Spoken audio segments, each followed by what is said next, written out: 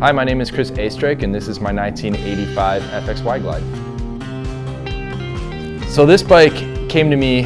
I was dropping off my friend Matt Gardapi, Ride Drink Camp on Instagram, and he had this bike, which was just a project that Matt started 5 years ago. And I asked him, I'm like, what are you doing with all this stuff? He's like, well, I'm thinking about selling it. I said, selling it? Well, what if I bought it and we built it together? Not many people get to say that they built a bike with their best friend, you know, and this was my opportunity to do that. So I came in on this, it's gonna be my bike, but he's gonna see what this thing's gonna look like at the end of it. You know, he's not selling it to some dude, he's gonna have hands on it, and he's gonna be a part of this experience. Little did I know that it would literally torture him to death every step of the way to see a bike that he start, you know, go to finish.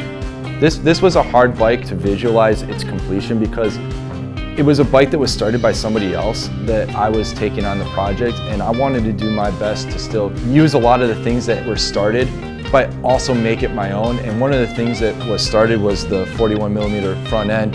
The lowers were shaved and polished, had to use those, they just looked really good. The visor headlight complemented the 41mm front end pretty well, kind of gave it a nice classic look. The exhaust came out fantastic, and I thought it fit the bike really well. So this was a tricky frame to fabricate because 85 was the first year that they put Evos in a Y Glide frame. So they had to create a hump just to make room to fit the Evo engine into it. And then finding a hardtail for a 1-year bike was also tricky. The project was already started, but there were some things that needed to be figured out. The fender was done by 7 Metal West. The sissy bar was done by my friend Ian. He did all the fabricating in his garage. He literally said, how tall do you want it? He did all the math, he marked it up on his welding table. He welded the pivot points to the welding table. And we sat there with the torch on the table until it was cherry red, bending it. It came out absolutely perfect when we were done. Yeah, so the oil pan fit, it's the TT style oil pan, originally made for like shovel head and knuckleheads. It's shorter, and this is quite literally the only horseshoe oil pan that will fit into this frame with just how this 1 year is and all that stuff. And it's tight. If you can see that the oil pan barely just clears the frame and also the clutch arm. This oil tank was tricky because the oil lines will not clear these Evo heads. The only solution that I found was to cut the nipples off and weld in a bung so I could screw in my own 90-degree MPT fittings so that way they come straight down out of the oil tank to clear the exhaust pipe, and they still just barely do that. So I wanted to do something a little bit different than just like your standard King Queen. I wanted to create that passage just for no other reason other than just looks. What I didn't know is I was actually creating a little bit of a scenario where we had to fasten that back pad to the sissy bar and make it look clean. So we actually had to get creative. We used the Prism Supply taillight box light, and we actually got longer bolts to pass through the taillight to go into the back pad itself. So it's actually the taillight that's fastening the back pad to the sissy bar. I went with Prism Supply, their taillight, because it was small and compact. Not to mention that they're super, super bright. The engine has some work done to it. It's a 10 over Evo. It's got 10-to-1 Wiseco domed pistons on it. It's got Kibble white valves, fueling beehive springs.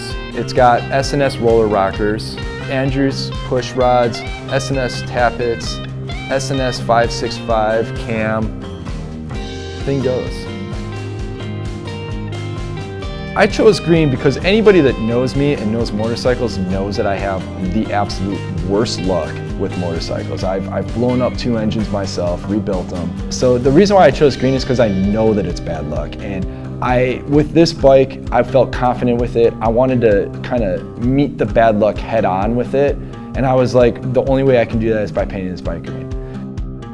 So the name of the bike is Bud, because my grandpa, his nickname growing up was actually Bud. I still remember hearing my great-grandma and my great-grandpa calling him Bud when we would go visit. I decided to take the name and put it on the points cover. That name written out is actually my grandma's handwriting, that I took a piece of paper and a pen to her and said, can you write Grandpa's nickname Bud? And I took it to a metal etcher and I had him etch the exact signature that she wrote out and put it on. There's a lot of people to thank for this bike. First and foremost, it's got to be Matt Gardapi for hanging in with me throughout this build. I know that I was using his garage, so I can only imagine how fast he wanted this thing out of there towards the end of it all. Got to thank Ian for just taking the time to do some of these intricate welding, these final welds for me, and just helping me to make this bike is what it is right now. Buzz for just kind of being a guy that I could call and ask a question. He was a big help when it came to hardware. Have to thank Brian Radman for teaching me how to wire this thing up. He literally drew out a diagram for me and said, this is what you need to do. I said, cool, I can do that. I gotta thank John Holter for the paint. He just absolutely nailed it. If I could give any advice to anybody that wants to build a bike is one, just do it. But two, if you have any buddies that build bikes, be a sponge. Absorb as much information as you can from them. Ask them for help. Don't be shy. Like, you're gonna get hung up. You're not gonna know everything. Building this with a friend, building this with a mentor was the only way that this bike would have been finished.